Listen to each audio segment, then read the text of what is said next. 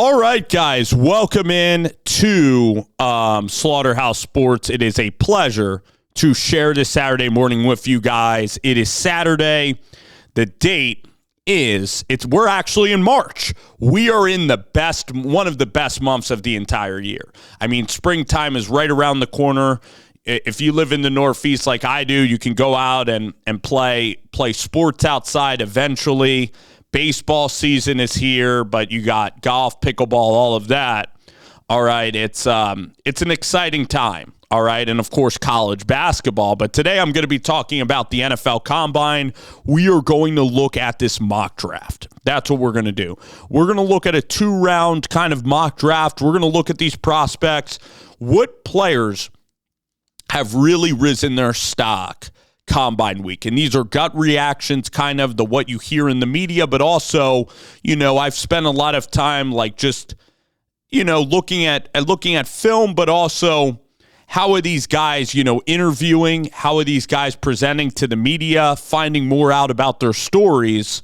And I'm going to give you some gut reaction to what I think is going to go down. Okay, so Shedeur Sanders having a pretty good week at the Combine. Cam Ward having good weeks. We have Abdul Carter also in this process. So I'm going to go through winners and losers, and then I'll rank the quarterbacks. So I think that Mason Graham is an interesting player in this draft. If he doesn't go to Jacksonville, I think he could slip down the board. I really do, because Combine-wise, he's somebody that I think film-wise is very good, but Combine-wise, I don't know how athletic he's going to be in this process, and I don't know if he's going to completely jump out at the NFL Combine. So I believe Jacksonville, honestly, is going to make a splash, and they're going to go with the guy Walker they're going to go with Jalen Walker. They're going to go with Jalen Walker probably from Georgia, or they're going to end up maybe going with Jahdae Barron as a cornerback, or maybe even a Will Johnson at cornerback. So that's kind of how I see. I think Will Johnson's having a big-time week. I think Jahdae Barron's going to be locked into the top 10. Jahdae Barron, amazingly impressive week doing the interviews. He crushes the interviews. He's not going to get past the New Orleans Saints at number 9. I'm just telling you guys that right now, because him and Terry Joseph, the new New Orleans Saints defensive backs coach, they are inseparable. And for the New Orleans Saints, whatever, I'm going to quote unquote spill the beans probably. I haven't talked to anyone in New Orleans, but if you connect the dots together, Jahdae Barron, passing on Jahdae Barron, if you're the New Orleans Saints, boy, oh boy, I don't think that's going to happen. You also have Will Campbell, who's a New Orleans, native, or a guy from the home state. You need guys. You need players that can block in the interior. So I actually think Jacksonville talked about winning in the trenches, so they can end up going with a Will Campbell at number 5. So this draft is deep. It's fluid.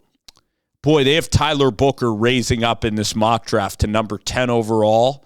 I'm not sure that he passes Kelvin Banks. Okay, so Ted McMillan, decent player for sure. Tyler Warren, he's not at the Combine. James Pierce has had a really, really good Combine, has had very good interviews. James Pierce is going to go in the top 20. He just locked himself into probably a top 15, top 17 level spot. Ashton Gentry, really impressive Combine as well. Okay. Walter Nolan, I could see Walter going late first, early second round. That's what I could see Walter Nolan going to the Philadelphia Eagles, actually, at defensive tackle. Pairing him with Jalen Carter would be a phenomenal pairing. It would be next level. I just view Nolan and his pass rush is very inconsistent on tape. His production's inconsistent. He had to transfer from Texas A&M. He has talent, upside talent. What kind of consistency are you getting from Walter Nolan in this process? So I could see him kind of falling in this draft process. Nick Scoreton, very interesting if he's going to go in the first round. So I'm just giving you gut reactions kind of to this mock draft that I'm looking at right here. Maxwell Hairston, Mad Max from Kentucky. Electric. Great combine. Really fun personality. Really, really fun interview. Mad Max is an absolute joy to watch, and Mad Max is a real riser in this process. Really fun kid.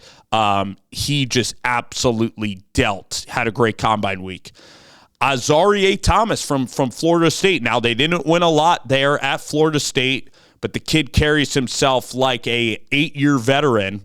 Emmanwori Thomas is somebody that I view going high in the second round and being a productive NFL player, all right? And I'm excited to watch more tape on him.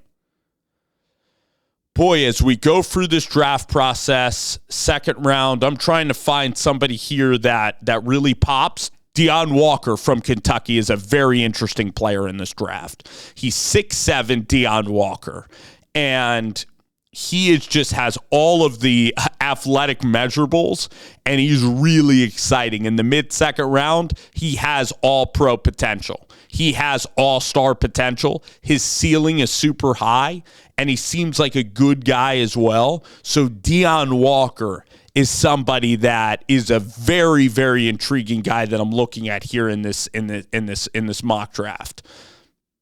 Quinshawn Judkins and Travion Henderson, they both will be taken early in the second round. The Ohio State football team, Emeka Egbuka, Will Howard. Emeka Egbuka, by the way, one of my favorite guys in the draft. Like if I had to interview somebody down in Indianapolis, I'd want to talk to Egbuka. Very smart, incredibly mature, unselfish. He checks every box from an intangible standpoint. He is fantastic. He's one of my favorites in the draft.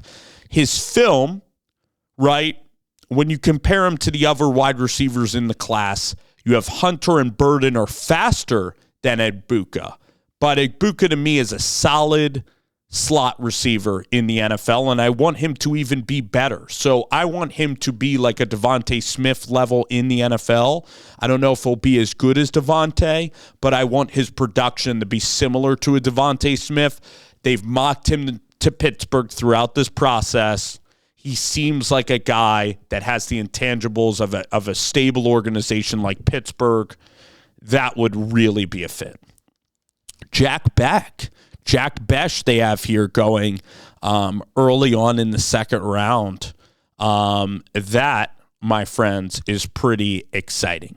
Jordan Birch going to Oregon. Now, I will tell you this. Also, we're jumping all around here. I will tell you this from the combine and in what I've seen. The tight ends really struggled yesterday in terms of 40-yard dashes. None of them really popped. So at the top, we have Colston Loveland and Tyler Warren. But outside of that, Elijah Arroyo will maybe be the third tight end taken. I think that we're going to see a tight end drought because we had Gunnar Helm kind of struggle from Texas. These guys ran slow 40 times. Like we're talking in the 4.7s and the 4.8s. And then one of my favorites is Ferguson. I watched him at Oregon. I'm a big fan of Terrence Ferguson. So I think Terrence, and he's been mocked like in the 5th or the 6th. Terrence is going to go in the 4th or the 3rd. Terrence might even be the 3rd tight end off the board. I think Terrence is an absolute stud. I could see Terrence maybe even going to the Denver Broncos. Tez Johnson might go to Denver as well, like that Bo Nix kind of connection. So the tight ends after the first two, they really struggled yesterday. They really, really struggled. The guy from South Carolina, he had the best combine, one of the best combine performances that you'll ever see. I think that he is a safety. I think that he plays multiple positions. It's Nick Emmanwori. phenomenal. The combine he had yesterday, it was so good. I mean, he ran a 4.38, carrying like 240 pounds. He's 6'2", 6'3". Wow. He blew it away. So you guys don't need to hear that from me. You'll hear that just about everywhere. That was a fun performance. This running back class is incredible. Caleb Johnson, Travion Henderson, Judkins, Cam Scattaboo, Ashton Gentry. So the point is about Gentry is he's a great player. He could probably end up going to the Dallas Cowboys. The Cowboys do need a running back. Rico Dowdle is in free agency. Gentry, I could see going to Dallas. He is just that special. Great player, but also a really good person as well, which is, again, when you're kind of viewing prospects, you want somebody that's going to be a consistent worker, somebody who's going to not be an energy vampire, somebody that will up the morale in the room. And it's not everything in the process. There's a bunch of guys that are even gold jacket guys or Hall of Fame guys that have great careers, but they do kind of need a locker room then. If they don't have the intangibles or they do have some character concerns, you need a locker room to harness that. And you could even have some real misses in the draft if you have character concerns. That can reveal itself. It just could. All righty. So couple of guys that are draft risers that I'm going to say. And it's not even, I'm going to close this mock draft, and it's just going to be us together kind of talking this out. These are the players that I really see as the risers. So I've kind of looked at the 2-round mock and just given some, just quick thoughts on some of these guys that I've been reading about. But these are going to be the real risers here in this draft. Gosh, I say this, I give a pause, and I say this because it's frustrating. One of my favorite players in the draft is Thomas Fidone, and he was someone out of Council Bluffs. I loved his film. Council Bluffs is right near Omaha, Nebraska. I have a soft spot in my heart for the Nebraska players. I love Creighton basketball. I love Nebraska football. And I thought that Thomas, he committed to Nebraska over LSU and over several other SEC programs, was a high 4-star player. Thought he would have an impeccable career at Nebraska. He ends up tearing his ACL, not once, but I believe twice. He had devastating lower leg injuries. First 3 years, tragic college career. Not to the point where he can't play football again, but it didn't work out at Nebraska. It didn't work for Scott Frost. There was offensive coordinator problems. His career at Nebraska, he would be the first to tell you it's not how he envisioned it going. He's a great person. His intangibles are fantastic. He's a great worker. He battled the process. I mean, for him to come back like he did this year and for him to score some touchdowns and be a part of this offense again after the devastating injuries, it meant a lot to me as somebody who grows up, liking Nebraska football and really being a fan of Thomas, and I'm really happy for him and his family that he got to at least have this year, win the bowl game. Great person. Him and Heinrich Harburg are roommates, and ironically, Harburg was the quarterback in Nebraska for a little bit, and now Harburg's trying to be a tight end as well. He had a great combine yesterday, and his athletic trait showed through, and if you get him healthy, he could be a guy that could factor into the NFL pass game. He probably will now be drafted in the 4th or 5th round. His combine was one of the better amongst the tight ends, which is just absolutely amazing considering his injury history. I also spoke about Terrence Ferguson, really productive. Went to the Senior Bowl and did okay. He's a little bit smaller than the other tight ends. Just a guy that when you watch him play football, the tape just stands out. When you watch Oregon football, Terrence Ferguson has been the rock of Oregon football. Terrence, when you look at Dan Lanning's success over the first 3 years of his tenure, like Terrence Ferguson is a massive part of Oregon football and Oregon offensive football, and all Oregon fans watching this know it. The reason they won the Big Ten is because of Terrence and his performance in the Big Ten championship. His consistency with Bo, with Dylan Gabriel, game in and game out, he's giving you 7 catches, 120 yards. He's an explosive playmaker. He brings that confidence. He brings that swagger to the locker room. He's a great, great player. Jeffrey Bassa. I'm really hoping, again, that Jeff has a combine on the field that is representative of his play and of his character. He's, again, one of my favorite players in the draft process. I'm really happy to see yesterday have a big combine is Jay Higgins, guy from Indianapolis, one of the highest intangible guys that I wrote down on this board. He's somebody that is a complete leader in this process. He's very similar to another player out of Indianapolis who plays for the Detroit Lions and Derek Barnes. Like, Derek Barnes and Jay Higgins are going to either be head coaches in the NFL after their playing careers are over, or these guys are going to be CEOs of Fortune 500 companies. Jay Higgins is that type of guy.